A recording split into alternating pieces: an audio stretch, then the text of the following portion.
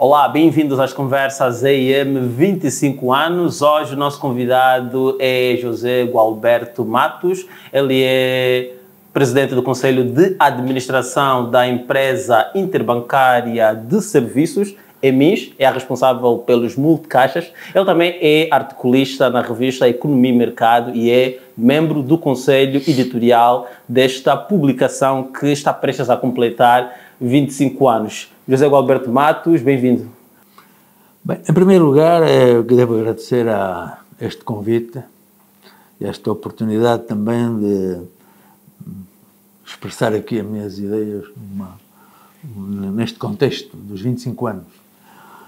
Mas realmente, 25 anos, há 25 anos eu ainda estava na Angola Telecom, portanto, estava praticamente a sair da Angola Telecom.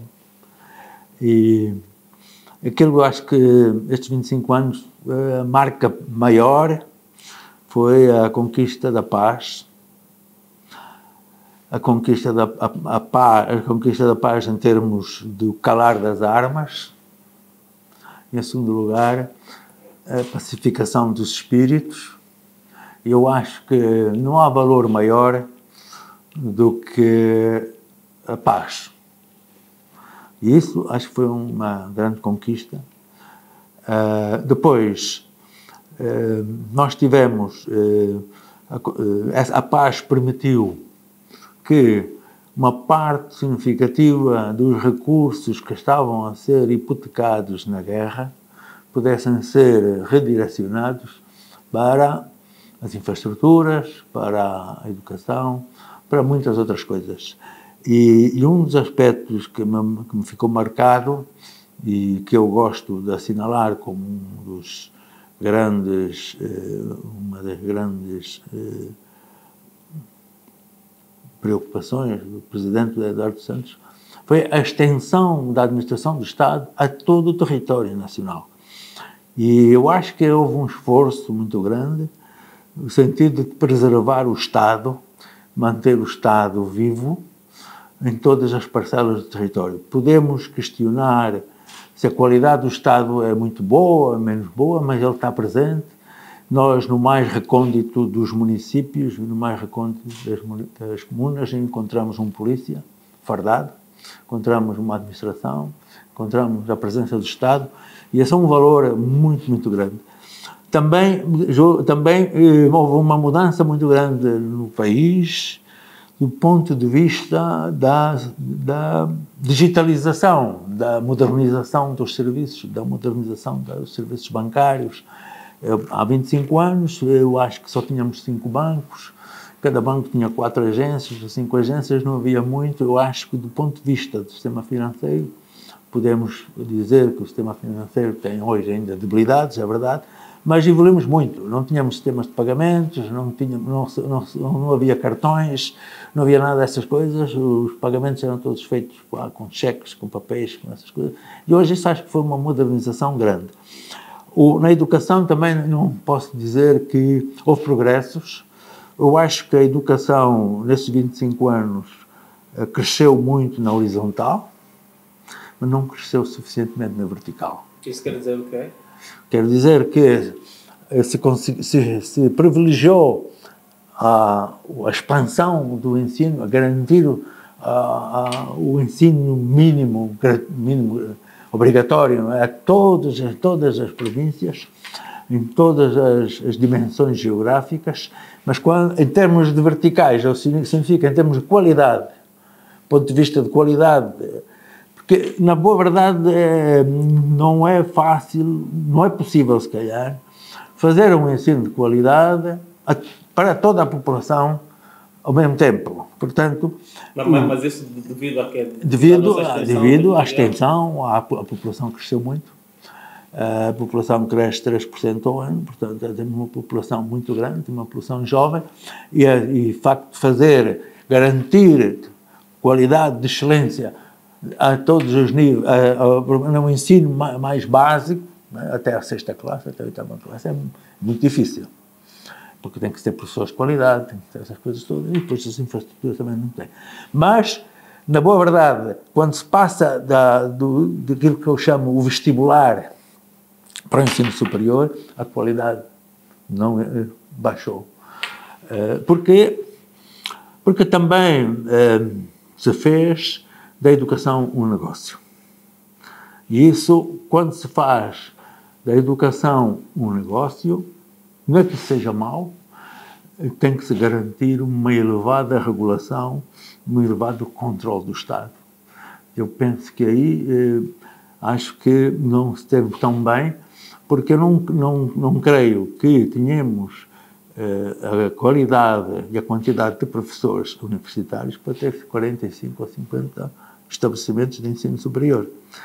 Eu já escrevi sobre isso, acho que, a minha opinião, é que a partir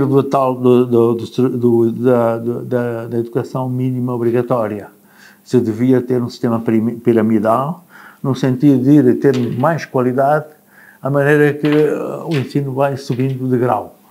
Eu sou defensor de exames nacionais obrigatórios ao nível vestibular, ou seja, para acesso à universidade. Acesso à universidade. Deviam ser exames de Estado, para se ter uma aferição da qualidade, porque eu digo sempre que a quantidade não é qualidade.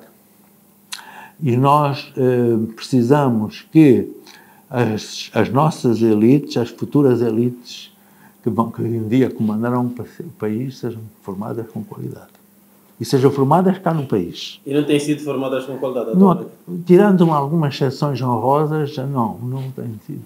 Então, devíamos ter mais qualidade. Pelo que acabou de dizer, há vários aspectos que o marcaram positivamente. Sim. Pelos vistos, a educação marcou positivamente em algum aspecto, mas sim, não na totalidade.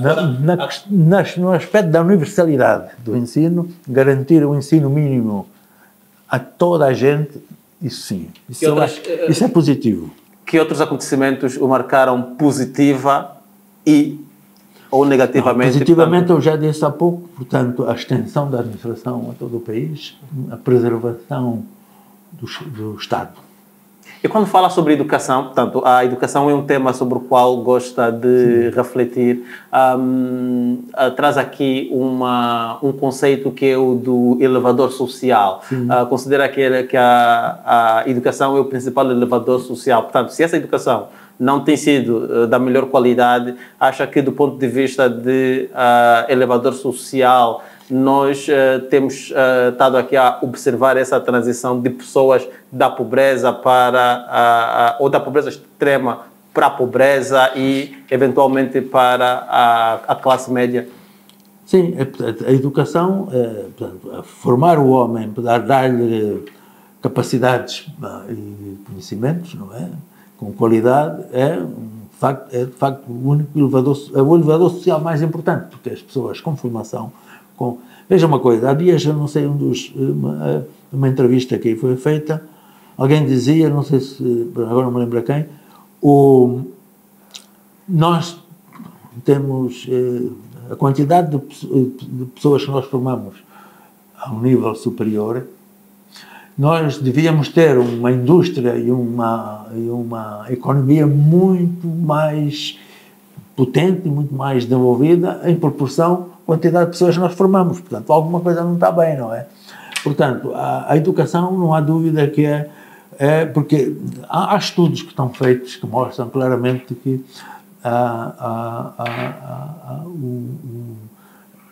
a elevação a redução da pobreza tem muito a ver com a educação, porque existe uma coisa que chama mobilidade, a mobilidade social, não é? A mobilidade das pessoas, quer dizer, que se movem de classes baixas para a classe média, depois para a classe média. Isso tem uma ligação muito direta com a formação, não é? Eu acho que a formação, o ensino e a formação tem que ser no sentido de preparar as pessoas para a vida, preparar as pessoas para poderem se desenvolverem autonomamente, terem capacidade para cuidarem da sua vida e não ficarem dependentes dos pais, da família, disso tudo. E isso eu acho que a educação é essencial.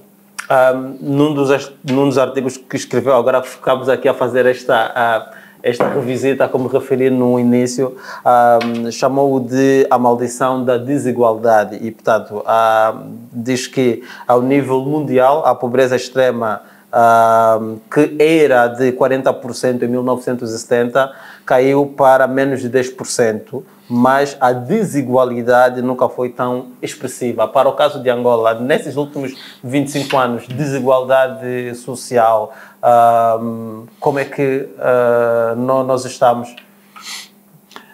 Pois, eu diria que provavelmente o maior desafio da nossa direção política do país, o maior desafio é melhorar as condições de vida dos angolanos. E nesse aspecto, eu acho que a desigualdade acentuou-se. A repartição dos rendimentos piorou, porque vamos ver, se a população cresce a 3 ou 3,2% ao ano, e se a geração de riqueza, ou seja, o PIB, cresce a 1%, a população está a ficar mais pobre. Portanto,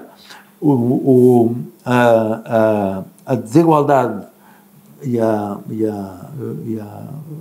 essa desigualdade na distribuição de rendimentos é provavelmente um dos problemas mais acentuados que nós temos, não é? Portanto, isso coloca justamente aos nossos dirigentes políticos esse desafio. Acho que o maior desafio é, de facto, melhorar a qualidade de vida dos angolanos, e para isso nós temos que resolver o problema da segurança alimentar, não é? Nós estamos muito longe de ter segurança alimentar, ou seja, 90% provavelmente ainda de certo tipo de produtos que são básicos para a alimentação são importados, não é? Portanto, nós não temos ainda, não conseguimos produzir no país produtos básicos, não é? Por exemplo, milho, o trigo. O milho já está a melhorar, o trigo, os cereais, de um modo geral, ainda estamos a importar muito. Portanto, a segurança alimentar também tem a ver com isso, porque o país tem que produzir, tem que ser capaz de garantir o mínimo de produção para garantir a segurança alimentar, e isso acaba por contribuir para este problema maior, que é, de facto, melhorar a qualidade de vida média dos angolanos. Quer dizer que com fome não se consegue desenvolver? Esse problema da fome, eu não gosto de pôr o problema assim, porque posso ser mal interpretado, mas Angola vive em algumas zonas do país, e em alguns estratos sociais, vive carências alimentares, não é? Portanto, esse é um problema básico. Aliás, eu tenho também escrito sobre isso, porque o desenvolvimento não é apenas betão. E a verdade é que nós temos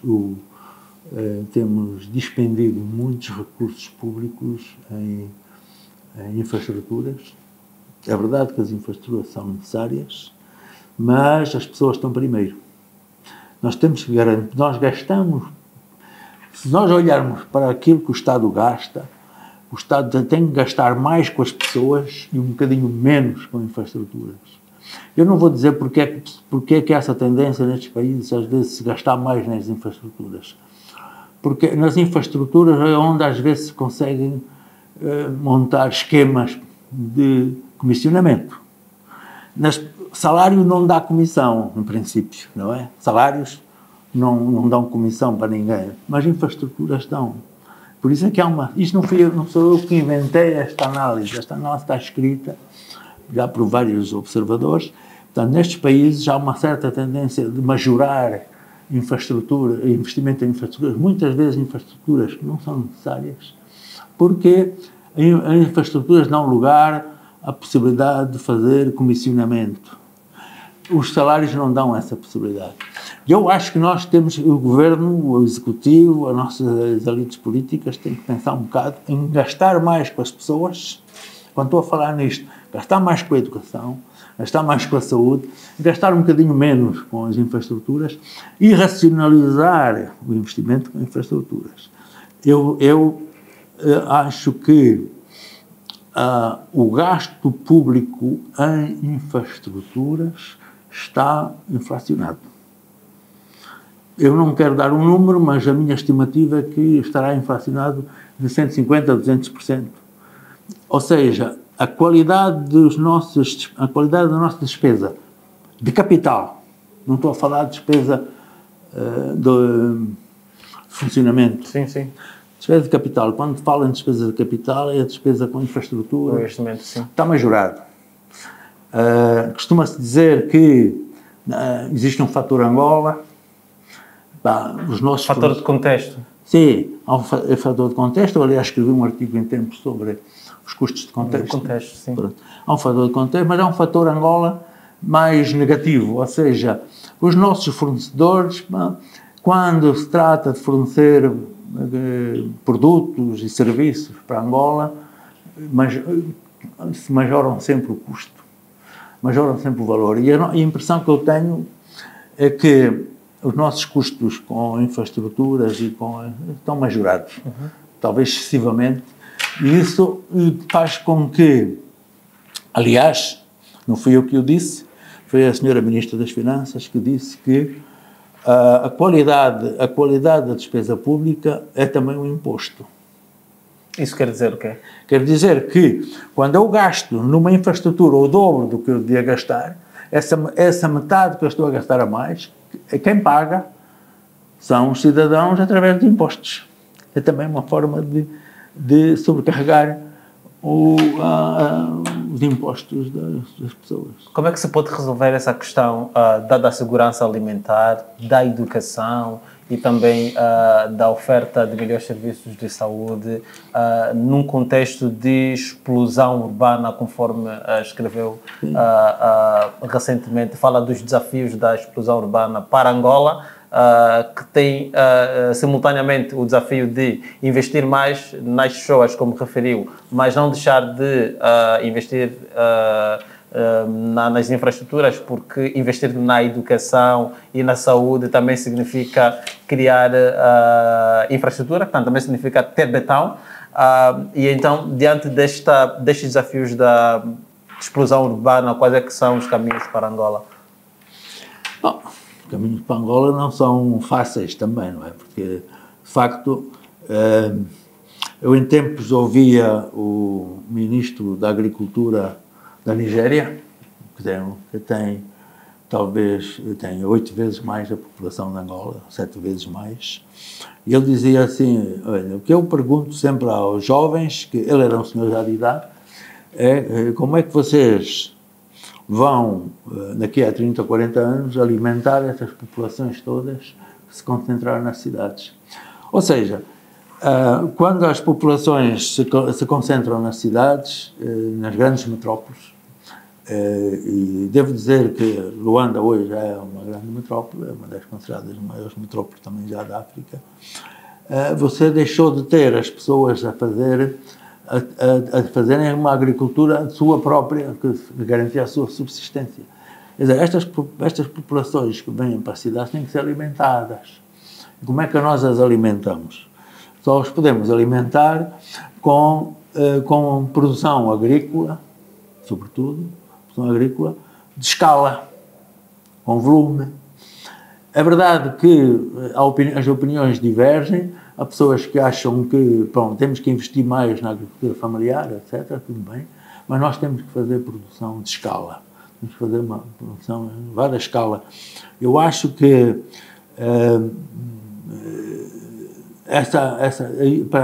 tem que se encontrar formas de conseguir essa produção de escala, e essa produção de escala não se consegue sem o envolvimento do setor privado, associado ao Estado, naturalmente, portanto, mas de forma a vincular os resultados, a vincular as ajudas que o Estado pode dar a resultados concretos. Há dias eu escrevi um artigo a dizer que investimento não é o mesmo que financiamento, porque nós muitas vezes fazemos aí,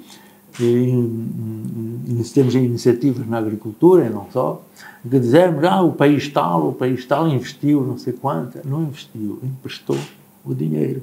E como o risco fica sempre do lado do Estado, ele não está muito preocupado com o resultado que aquilo vai dar, porque ele tem o retorno do seu empréstimo está garantido.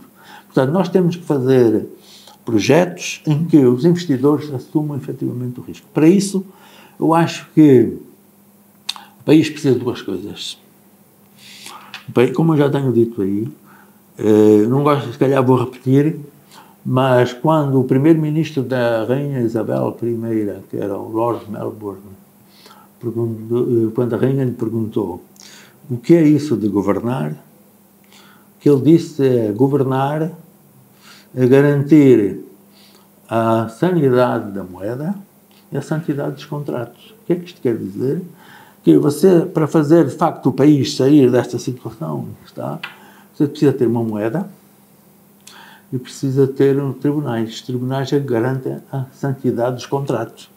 E nós, nestes 50 anos, agora nestes 25 anos, nós não temos, fizemos progressos, é verdade, mas ainda não temos essas duas condições. Essas duas condições são fundamentais para que as indústrias, sejam elas indústrias no setor agrícola, seja a agricultura, a pecuária, as indústrias de transformação, tudo isso se desenvolvam.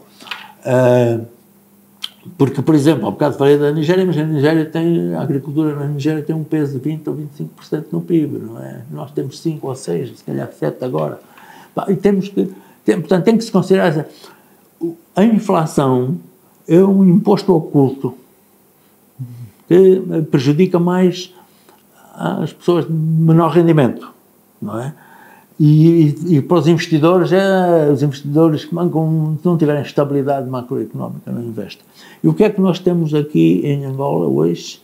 Só temos investidores que investem em atividades de rápido retorno. Qual é a atividade de rápido retorno? É o comércio. Portanto, toda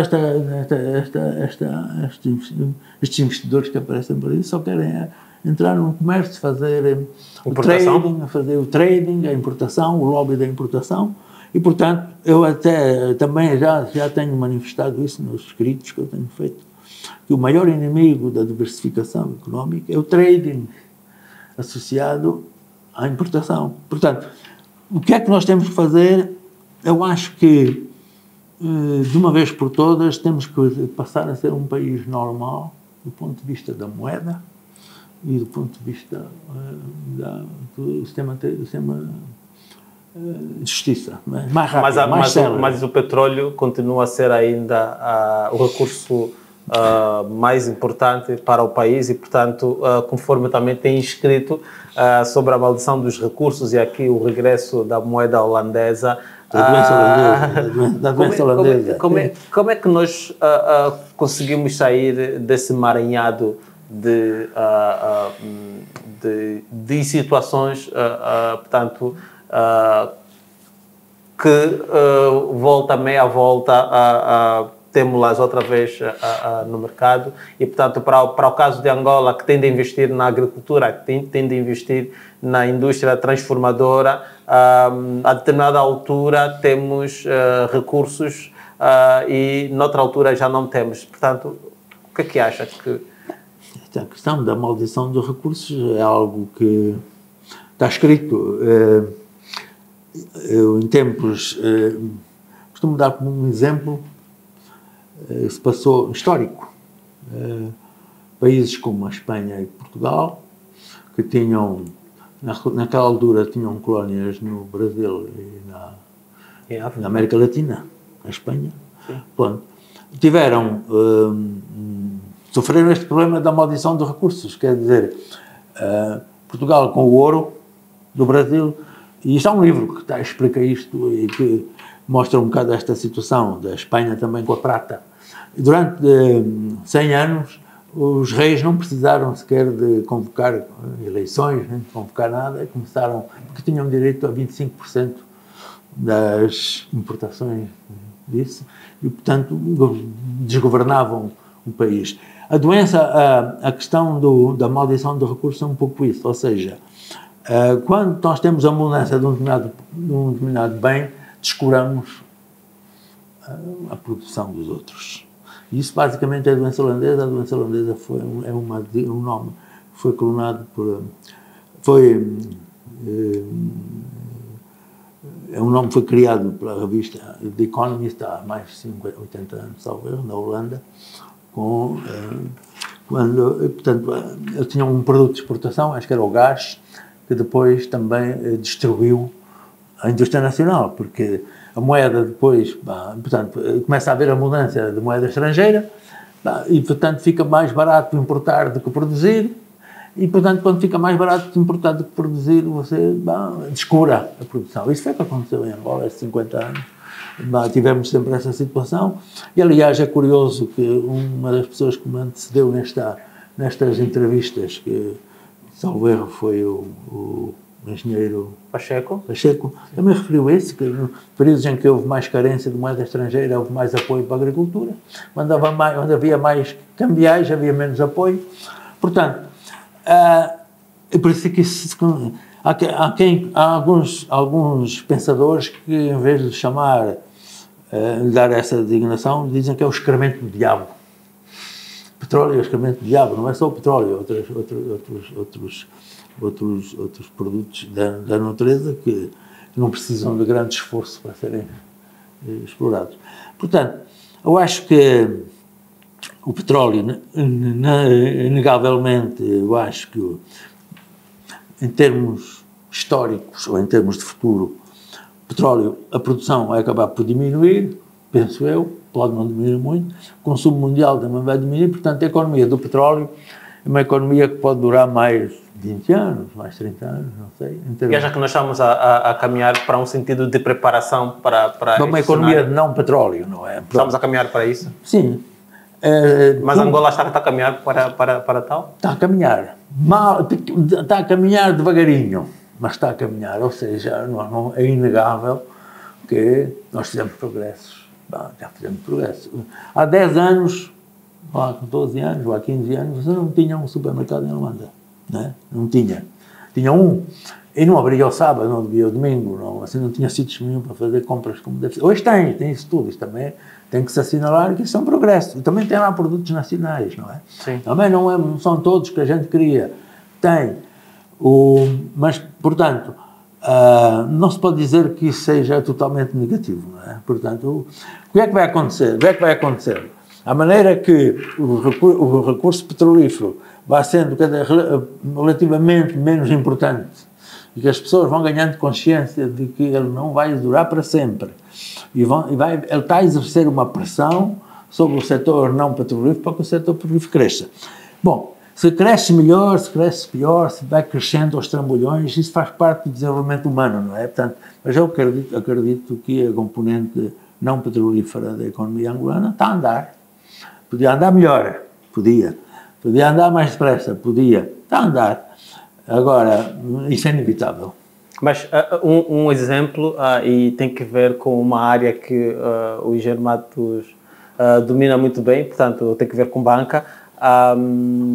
Comparativamente ao semestre, ao primeiro semestre de 2023, portanto, em 2024, houve um consumo de divisas à volta, portanto, de mais de 50% superior comparativamente ao ano anterior. Isso também é preciso ver que é relativo. Eu acho que o consumo de divisas aumentou nos cartões, mas não quer dizer que tenha aumentado nos outros instrumentos. Nas transferências normais familiares acho que não aumentou. Há uma espécie de fuga, não é fuga. Ou seja, como é que isso se explica? Explica-se da seguinte maneira.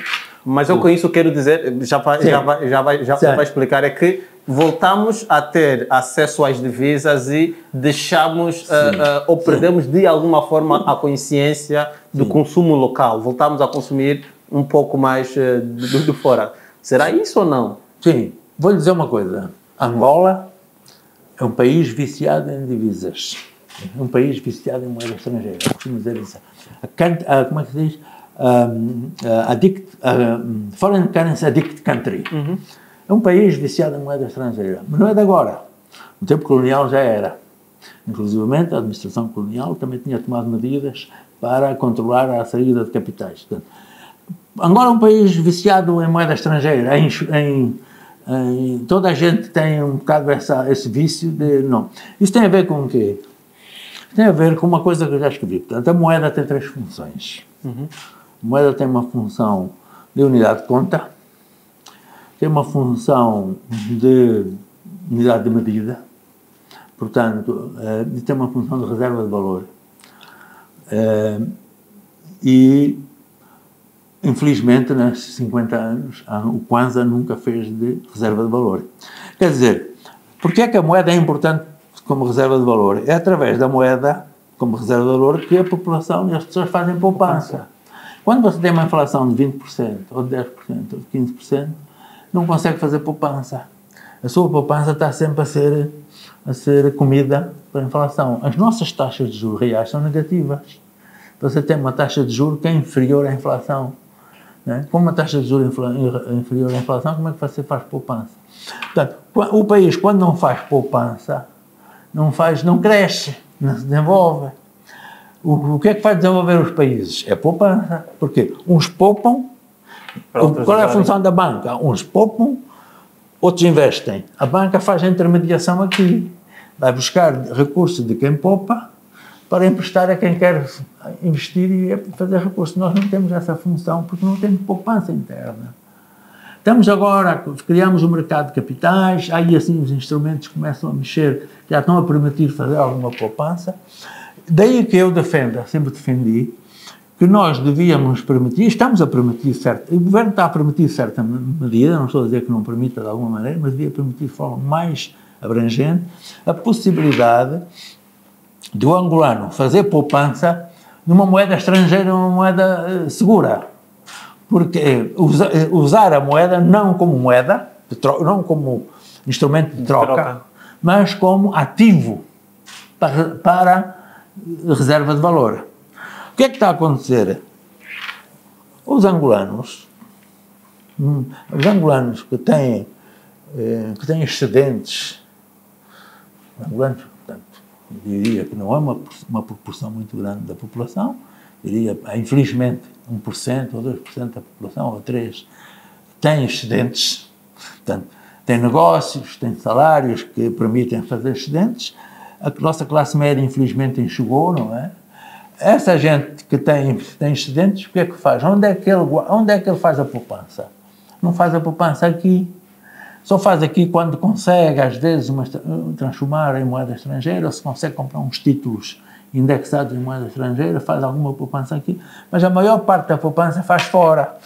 Porquê? Porque a nossa moeda não lhe inspira confiança, não é? Portanto, vai convencer alguém a fazer uma poupança aqui em Kwanzas? Não vai. A taxa de juros real é negativa. Portanto... Então, qual é que é o antídoto para esse vício? Não, nós temos que resolver o problema da inflação.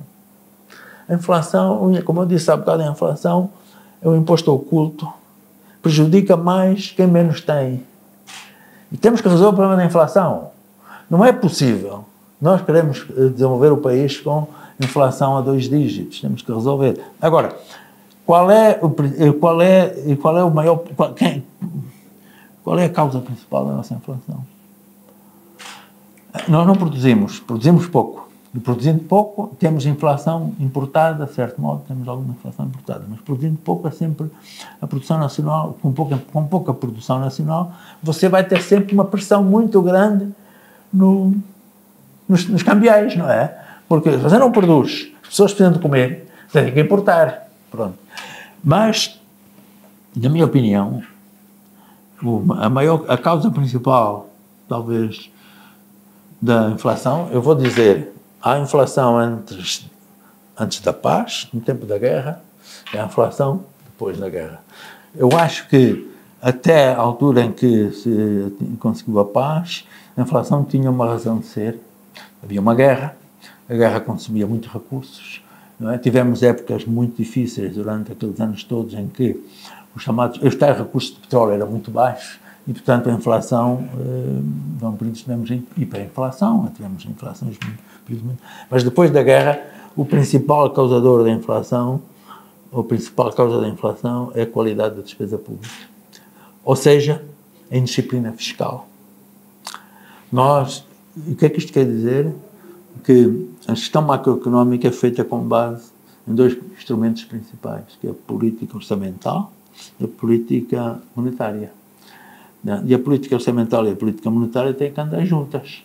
Você não pode apertar do lado da política monetária e depois do lado do orçamento não cumpre os orçamentos do Estado e começa a fazer despesas que ultrapassam o orçamento do Estado, fura todos os orçamentos, aumenta a despesa e quando aumenta a despesa aumenta a dívida, quando aumenta a dívida cria a situação que nós temos um serviço de dívida enorme. Portanto, isto tudo é gerador de inflação, porque não é só a única causa. Aliás, houve alguém que uma vez prometeu fazer um estudo sobre as causas da inflação em Angola. Esse estudo nunca foi feito, era bom que fosse feito, porque se nós não resolvermos o problema da inflação, muito dificilmente vamos sair da situação em que estamos, do ponto de vista económico e do ponto de vista social, não é? O seu mais recente artigo tem que ver com o emprego e em particular aqui com a nova versão da lei laboral, chama de o regresso à rigidez da lei laboral, mas tem estado a refletir aqui sobre o caminho a se seguir, se é proteger o emprego ou proteger o desemprego. Para si, o que é que deve ser feito? Bem, evidentemente que eu não concordei totalmente com esta alteração da lei, com base até na minha experiência como empregador também, não é? E também com a minha experiência como assalariado, também sempre vivi do salário. Mas eu acho que proteger demasiado o emprego tem alguns efeitos perniciosos, porque se a gente protege demasiado o emprego, o que é que quer dizer? Quer dizer que quem precisa de emprego não encontra emprego, porque as empresas não podem despedir, também não contratam, resguardam-se. Portanto, esta ideia de que proteger, é uma lei um pouco, que vem um pouco talvez de algum passado mais socialista, diria assim, não é? Quer dizer, querermos proteger o emprego. Protegemos demasiado o emprego, significa que as pessoas a juventude, sobretudo, as pessoas mais novas, também têm direito ao emprego, né? Também têm direito ao trabalho. E se os postos de trabalho estão rigidamente protegidos, estão blindados, como eu digo, não faz renovação, as empresas depois não podem despedir. Como não podem despedir, como é que renovam? O princípio básico do funcionamento das empresas é que os próprios recursos humanos é preciso renovar. E o que é que eu digo? O que eu digo é que eu percebo que a Segurança Social não tem condições para fazer um subsídio de desemprego, provavelmente não tem, os recursos não são suficientes, mas eu estou convencido que os principais empregadores, os grandes empregadores do país, em modo geral os empregadores todos, estariam disponíveis para pagar um contributo extra para um pequeno subsídio de desemprego, se pudessem desempregar. Ou seja, a lei anterior o que é que fazia? A lei anterior permitia contratos por tempo determinado de 4 anos. E depois, ao fim de 4 anos, portanto, claro, não permitia a contratação por tempo indeterminado.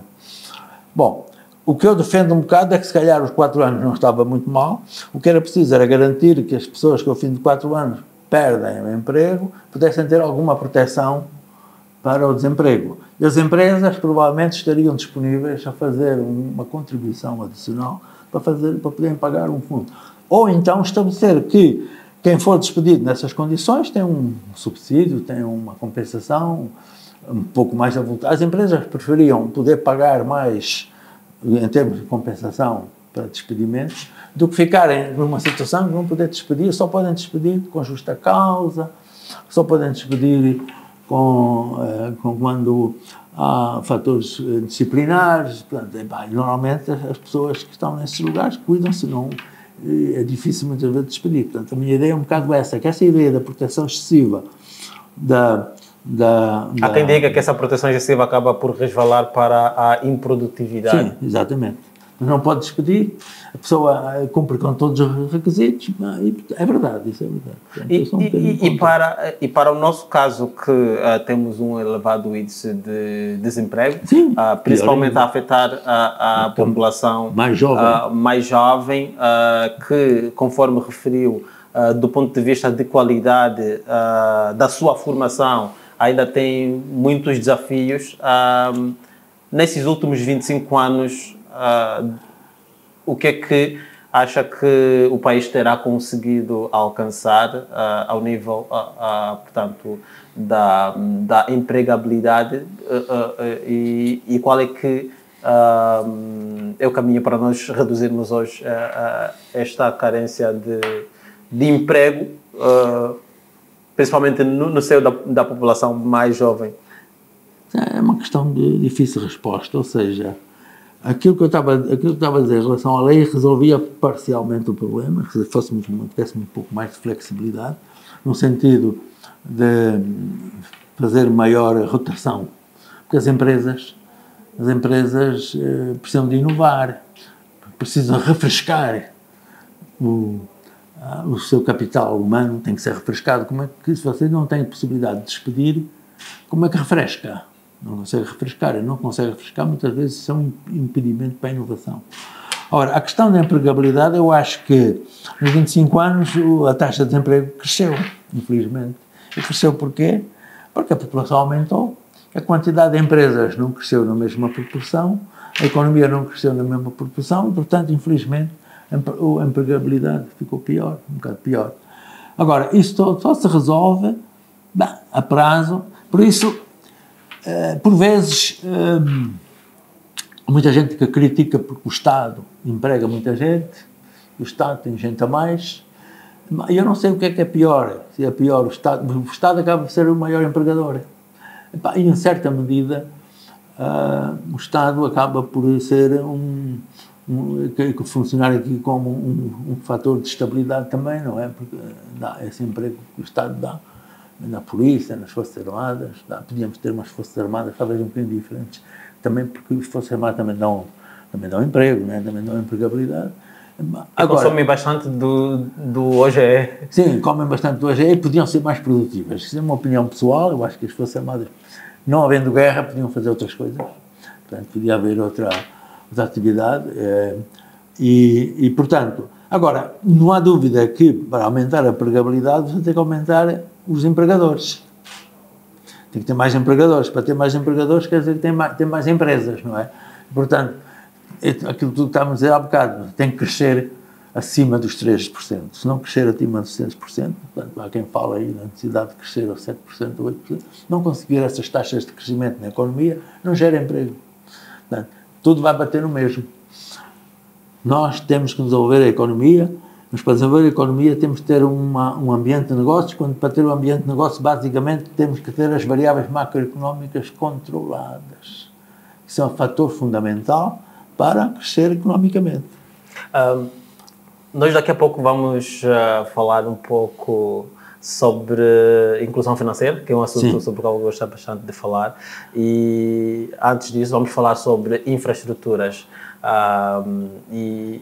Falamos há pouco tempo sobre educação e saúde, que também passam aqui pelas infraestruturas, mas temos ainda a questão da água e da eletricidade, que apesar dos avanços que se registraram, o senhor tem estado a assinalar isso nos seus apontamentos, ainda tem bastantes desafios, e associado a isso, portanto, ponho a questão das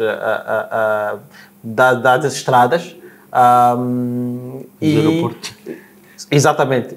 Este é o seu apontamento mais recente, em que fala sobre a pertinência ou a necessidade ou não de nós termos ao nível do país, bastantes aeroportos ou estradas. Portanto, qual é que é... Pois, esta é uma questão... Qual é que é o desafio que nós temos do ponto de vista de gestão destas infraestruturas e também do ponto de vista de efetivamente criar condições de mobilidade das populações? Pois, eu aqui há dias também escrevi uma coisa, um artigo que tinha um título, ASEA, Agência, como é que eu chamei aquilo? Agência, AGEA. Acho que se vai mais daqui a pouco. AGEA. A AGEA queria dizer Administração Geral das Estradas de Angola. Foi o título. Porque a AGEA é um artigo que eu escrevi. Pronto. Bom, mas voltando ao princípio, eu fiz uma reflexão sobre aquilo que eu chamei o risco da insularidade. O que é isso? A insularidade um país insular é um país de ilhas. E vamos dizer assim, num país como Angola que não tem ilhas, como é que você fala de insularidade? Acabamos de ter insularidade quando nós, para circular capitais de província entre capitais de província, só podemos fazer por via aérea. Isso é mau. Porque já tivemos esse problema quando foi da guerra. Tínhamos, de facto, um país quase transformado num país insular, em que para ir para as capitais de província tinha que ir de avião, não é? E o avião tinha que fazer manobras especiais para fugir aos mísseis, essas coisas todas. Pronto, tínhamos que viajar. O país ficou insularizado, não é? E agora, estamos a defender, a fazer aeroportos, queremos pôr aeroportos de nível internacional em várias províncias. Estamos a querer investir em aeroportos e eu acho que isso está errado. Nós temos que investir nas estradas. Porque as estradas é que dão vida ao país profundo, que dão vitalidade, é o sistema nervoso do país, é o sistema circulatório do país, não são os aeroportos. Nós não podemos fazer... Não. E é curioso que, quando eu escrevi esse artigo, uma semana antes ou 2 de o escrever, houve uma intervenção numa comissão da Assembleia Nacional a questionar o Ministério dos Transportes para ele justificar a rentabilidade que tantos aeroportos querem fazer. Portanto, a própria Assembleia Nacional se confrontou com esse problema e levantou esta questão. Portanto, eu acho que nós temos que fazer um equilíbrio entre os modos de transporte. Nós não podemos replicar todos os modos de transporte em todas as províncias. Nós não podemos querer ter em todas as províncias comboio, aeroporto e estrada. Nem os países ricos têm isso. Nós temos que ver cada província, de acordo com a sua natureza, o que é o modo de transporte principal que deve servir. No caso dos aeroportos, eu acho que Angola não precisa de mais do que um segundo aeroporto de nível internacional. Eventualmente, não sou especialista nessa área, mas eu sempre ouvi falar nisso. Eventualmente, podemos ter mais um, se tivermos uma zona especial de desenvolvimento turístico que justifique mais um aeroporto internacional lá, para fazer bypass direto para essa zona turística, como acontece no Egito, ou no Quênia, ou em outros países, que têm, de facto, zonas de desenvolvimento turístico que justificam o aeroporto. Agora, o país tem que investir à séria nas estradas. As estradas são fundamentais. Eu há tempos li qualquer coisa que, no tempo ainda em que o presidente era o Dr. Agostinho Neto, numa visita que ele fez à província do Uís, quando falava com o bispo lhe disse: Senhor Presidente, a coisa principal que eu preciso aqui são estradas. Não pensem mais nada, resolva o problema das estradas, que o povo resolve o problema da comida. Foi assim, já foi há quantos anos? 45 anos, por aí, talvez. Portanto, as estradas são fundamentais. E eu, que vivia muitos anos no interior, vivia no Ambo, sei quando não tinha estradas era um drama. Eu lembro-me que lá no sítio onde eu vivia, uma vez ficamos um ano sem a estrada, porque a estrada ficou intransitável, nós não fomos estudar, não fomos não sei o quê, tivemos esses problemas todos. Estrada é fundamental, é estratégico fazer as estradas. Por isso é que eu defendo que as estradas não podem ficar entregues a um instituto como outro qualquer, tem que ficar entregues a uma administração colegial, especial, com autonomia, como havia no tempo colonial. Não gosto de falar do tempo colonial porque pode ser mal interpretado, mas tínhamos a Junta Autónoma de Estrada de Angola, que era um órgão com autonomia plena. Portanto, nós das estradas temos que ter um órgão à séria a tomar conta das estradas. Vou mais longe, se nós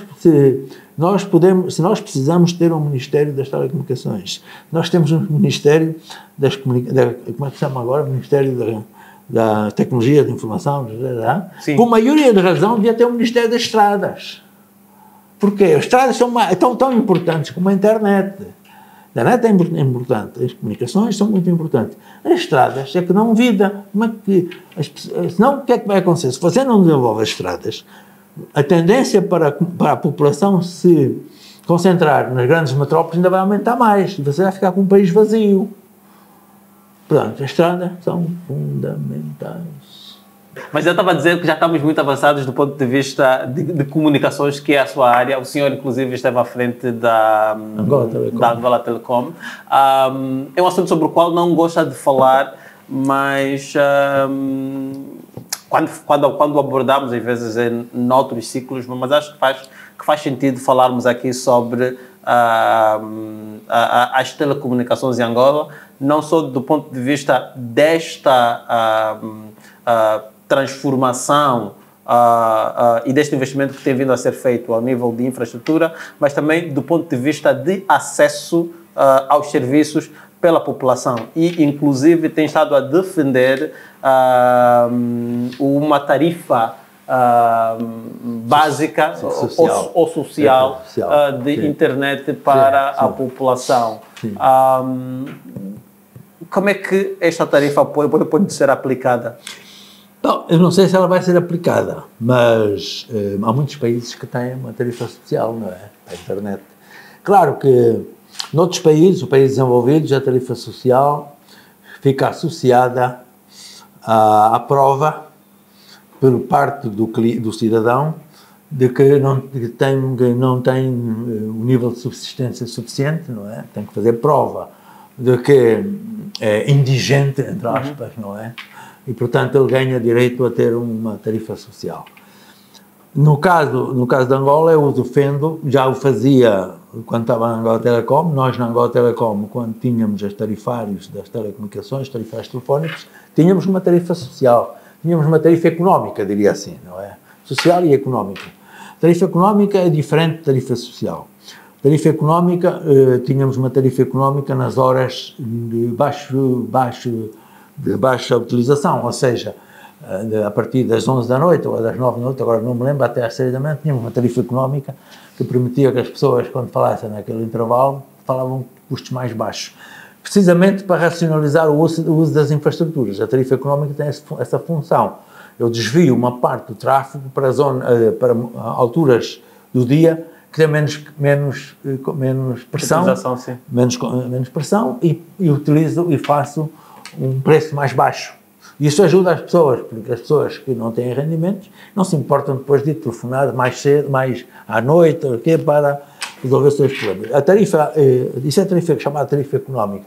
A tarifa social é uma tarifa que permite que nós temos uma franja muito grande da população, que é uma população de baixo rendimento. Portanto, eu defendo a tarifa social, não só na internet, como na energia. Nós, na energia, também devíamos ter tarifa social. Temos, o tarifário fala em tarifa social, mas a sua aplicação não está a ser bem feita, porque a tarifa social, o que é que significa? Significa que, eu vou dar um exemplo, eu não vou mais longe. Por exemplo, sei lá, em Portugal, os primeiros 6 metros cúbicos de água custam tanto como o 7º metro cúbico. Ou seja, nós vamos proteger um consumo mínimo de energia. Portanto, ou da água ou da internet. E a tarifa social é isso. Eu garanto, sei lá, 100 gigabytes, ou algo assim, olha, 100 gigabytes, o preço é este, fixado pelo governo. Tudo que você consumir acima, paga. Tarifa normal. E é isso que eu defendo para a energia. Eu tenho um exemplo de Moçambique que eu conheço, e outros. Os primeiros 100 ou 200 kWh de energia, você paga 4 cêntimos, ou 3 cêntimos, ou 2 cêntimos por quilowatt. Tudo que você consumir aí acima paga 10. Por que razão é que um hotel de 5 estrelas em Luanda paga energia a 3 cêntimos e cobra o quarto a $500? Não faz sentido. Nós não podemos continuar assim. Portanto, a política tem que ser uma política que proteja o cidadão de baixa renda e consiga aplicar os preços normais a quem pode pagar. Quem pode pagar deve pagar a tarifa normal. O Estado não tem que subsidiar hotéis de 5 estrelas com preços irrisórios de água e preços irrisórios de energia. E pronto, a internet é um princípio mais ou menos o mesmo. As empresas que fornecem a internet precisam de tarifas, precisam. Mas há um mínimo que é uma responsabilidade social do Estado que devia ser protegido. Ainda sobre telecomunicações, tem-se falado bastante sobre os monopólios a alta concentração das empresas nas grandes cidades. Este é um problema que Angola tem estado a enfrentar, apesar desse alto investimento em infraestruturas de telecomunicações e também um maior acesso desses serviços por parte da população. Bom, telecomunicações são uma infraestrutura básica para o país, não é? E as telecomunicações têm uma característica, como há outros setores que também têm essa característica, é uma área muito sensível às economias de escala. Porquê? Porque as telecomunicações têm custos fixos muito altos, custos variáveis muito baixos. Ou seja, o custo marginal é baixo. Ou seja, o que acontece? Se você divide o mercado por 5 operadores, o preço vai ser muito mais alto, porque não tira proveito dos ganhos de escala. Portanto, porque é uma indústria de capital intensivo, de capital muito intensivo. As telecomunicações é uma indústria de capital muito intensivo. Você faz investimentos fortes, tem custos fixos muito altos, e para diluir os custos fixos, para ter volume, para ter tamanho. E isso agrava-se quando você tem um país muito extenso, em que tem que garantir serviços em todo o país, não é? Que são investimentos avultados, em que você vai recuperar esses investimentos com aquilo que você ganha nas cidades. Eu chamo a isso subsidiação cruzada, não é? Você tem um preço nacional único, não é? Mas em muitas regiões, não é? Os serviços lá não são rentáveis. Então, como é que o operador faz? Subsidia estas regiões todas mais desfavorecidas com aquilo que ganha nas cidades. Quando você divide isto por muitos operadores, estraga tudo isto. Portanto, eu sou da opinião que o nosso mercado não dá para dividir por mais que 2 operadores. Não sou muito acompanhado neste racional, mas a prova está aí.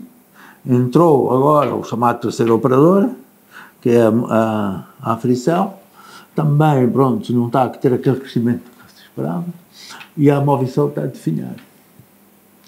Nós não temos países, há muitos, na Europa, a maior parte dos países tem 3 operadores, 2, 3 operadores, mas nesta indústria não vai ter concorrência perfeita, nunca vai ter. Vai ter sempre uma concorrência imperfeita, portanto, entre 2 operadores, porque quando você cria muitos operadores, cria um fenómeno que eu classifiquei, chamo-lhe de concorrência assimétrica. O que é a concorrência assimétrica? É que um operador como a Unitel, que desenvolveu infraestrutura em todo o país, de repente começa a ser atacado por um concorrente só nas cidades. O novo concorrente que entra só vai para as cidades. E quando o concorrente aparece nas cidades, o que é que a Unitel faz? Tem que se defender nas cidades. Para defender nas cidades, deixa de investir no interior. E prejudica o serviço universal. Já está a acontecer hoje. Prejudica o interior, porque ele tem que se defender nas cidades do concorrente. Eu que defendo mais é uma solução nórdica, dos países nórdicos. Portanto, alguns países, normalmente a Suécia, têm 2 operadores, e os 2 operadores fizeram um acordo, que eu desenvolvo mais ao norte, tu desenvolves mais ao sul, fazemos roaming entre nós, acordamos roaming. Precisa de quê? Precisa de uma grande autoridade reguladora para controlar esses operadores, porque a concorrência é um grande valor, estamos de acordo. Mas a qualidade de serviço, a universalização do serviço é um valor superior à concorrência. Porque se nós, em nome da concorrência, estragamos a qualidade de serviço, então a concorrência não serve para nada. A concorrência é muito boa quando você vende commodities, quando faz essas coisas assim, tudo bem. Nós temos aqui oligopólios que ninguém atacou. O oligopólio dos medicamentos e outros, portanto, aí ninguém se mexe. Mas nas telecomunicações nós não podemos ir por essa lógica muito pura dos puristas da concorrência. Então nós temos que ter 4 operadores, 5 operadores. Não vai, isso vai destruir tudo. Não vai ter qualidade de serviço, porque essa é uma indústria, capital muito intensivo e de recuperação lenta, difícil, e que precisa de volume para recuperar o investimento em capital. E se não houver esta qualidade de serviço, significa que piora. Não teremos, eventualmente, uma digitalização mais acelerada do que essa que estamos a observar no país? Eu vou resumir, às vezes, estas coisas numa coisa muito simples, que os políticos se esquecem. O maior sábio não é o que sabe distinguir o bem do mal. O maior sábio é o que sabe distinguir dos males o menor. E os políticos têm que fazer gestão para o mal menor. Muitas vezes têm que analisar. Não consegue fazer o ótimo. Tem que ver e ver qual é o mal menor. E é neste caso, a concorrência sim, mas se calhar o mal menor é nós conseguirmos aqui uma regulação que consiga, no fim do dia, uma melhor qualidade daquilo que é mais importante, que é ter serviços. Não é ter concorrência, é ter serviços. Isso é que é mais importante. Há 25 anos, o que é que o senhor sonhava para si? Bom, há 25 anos eu estava na Angola Telecom, ainda. Pronto, era presidente e diretor-geral da Angola Telecom. E, portanto, não sei se nessa altura já pensava, já sabia se ia sair ou não, se ia continuar lá ou não. Tinha feito quase 18 anos como administrador PCA, etc., nas empresas que também cederam à Angola Telecom. Né? E, portanto, naquela altura a esperança era que a guerra acabasse. A primeira questão, porque, sobretudo para uma empresa onde eu estava, a Angola Telecom, nós tínhamos muitas limitações a prestar o serviço no interior do país por causa da guerra, não é? E, portanto, queríamos ter liberdade para desenvolver, para fazer a nossa missão na altura, que era uma missão, fazer telecomunicações para o país inteiro. E a guerra, eu assisti dezenas de distribuições de infraestruturas que eu próprio ajudei a montar. Sabe que uma pessoa monta uma infraestrutura, um repetidor, uma estação, num sítio qualquer, com todo esforço e mais algum, e depois é distribuído. Tivemos várias estações de equipamentos e estações destruídas pela guerra, e isso causava sofrimento, porque andámos a fazer aquilo tudo, depois aquilo era destruído e não resolvia o problema que nós queríamos resolver. Portanto, a maior ambição na altura era sentir um país livre da guerra, portanto, acabar a guerra para que nós pudéssemos desenvolver depois aquilo que devíamos fazer. A paz já veio, quando a paz veio, eu já tinha saído da Angola Telecom. Portanto, quando saí da Angola Telecom, depois assumi um desafio por um convite do Banco Nacional de Angola.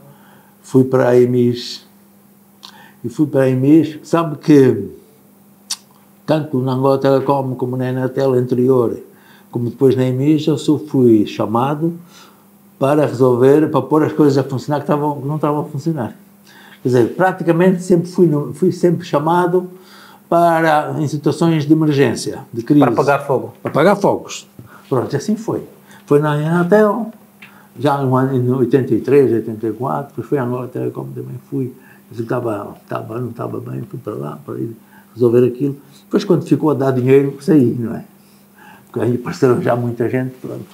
Bom, depois para a EMIS, a mesma coisa. A EMIS não estava a funcionar, foi inaugurada, mas não funcionava, fui para lá. Depois, pronto, entusiasmei-me com esse desafio da EMIS e, portanto, acabei por fazer a EMIS, que é hoje o sistema de pagamentos, a partir do zero, quase. Bom, e isso, parecendo que não, também é gratificante, não é? Portanto, fazer que as coisas O sonho acaba por ser esse, não é? Realizar. E não sente-se realizado? De certo modo, sim. Não posso dizer que as coisas correram mal. Fiz coisas, não é?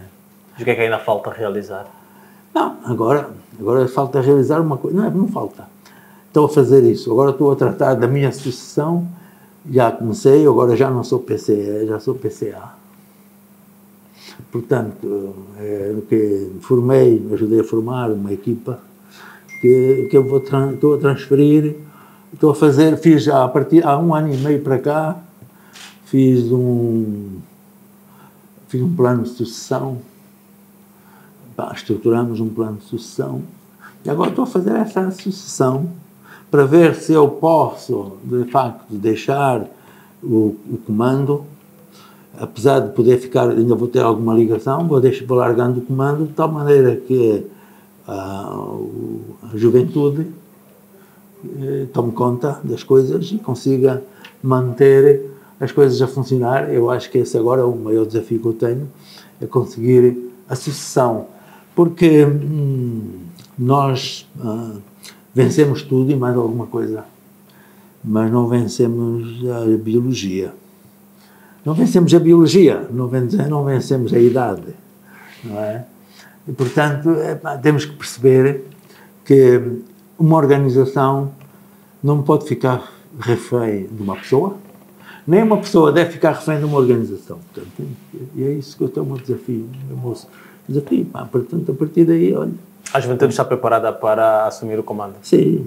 Eu penso do ponto de vista geral, acha que, para o caso de Angola, a juventude também está preparada para... Mas eu acho que a juventude, o que eu estou a dizer, já o disse há um bocado, eu sou da opinião que a elite, as elites, o país tem uma obrigação de formar as suas elites governativas para o futuro. Tem. E não é ser elitista que um país, não é ser elitista ter uma escola ou 2 ou 3 escolas para formar as elites futuras. A França tem. Não é? A École Nationale d'Administration Publique a França faz uma parte significativa das elites que governam a França. Não é? E outros países têm coisas assim. Eu sou da opinião que as elites que hão de continuar a governar esse país não devem ser formadas no exterior.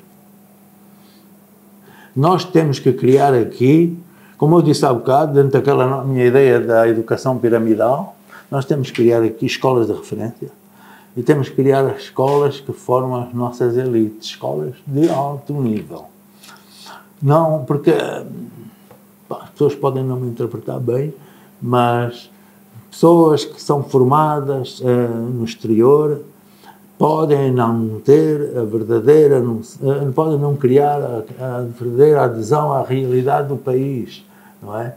Portanto, não estou a dizer que seja uma regra, não estou a dizer, mas nós devíamos, porque a elite a vários níveis, portanto, nós temos que ter um cuidado na preparação das elites que vão continuar, as elites que asseguram a continuidade do país. Nós temos que ter essa preocupação, que devem ser formadas cá no país. Portanto, é preferível que você mande vir professores, que organize as coisas, que a formação seja cá, para que as pessoas, no processo de formação, também sintam as dificuldades, entendam o país, conheçam o país, entendam o país. Muita gente não entende o país, tem formação, formou-se no exterior, mas não entende bem o país, fica aqui em Luanda, confunde Luanda com Mutamba, e fica por aí. Não é? E pensa o país como se fosse a Mutamba, como se fosse Luanda. O país não é só isso. Acho que isso era importante. Portanto, diria que o sonho um bocado é esse, é contribuir para isso e fechar. Bem, mais coisas. Mas ficamos por aqui. Agradecemos ao engenheiro José Gualberto Matos por essas ideias partilhadas conosco e também por esse tempo que passou aqui em mais uma edição do Conversas EIM. Nós dizemos que as conversas não se esgotam, esgota sim o tempo e esperamos poder ter a oportunidade de conversar consigo noutras circunstâncias sobre outros assuntos, muitos deles obviamente já passaram aqui em resenha mas terão outro tipo de análise noutras circunstâncias. Obrigado por estarem aí do nosso lado e continuem ligados às conversas da IEM e à Economia e Mercado através do site www.economiamercado.co.au. Até a próxima. Obrigado. Obrigado também.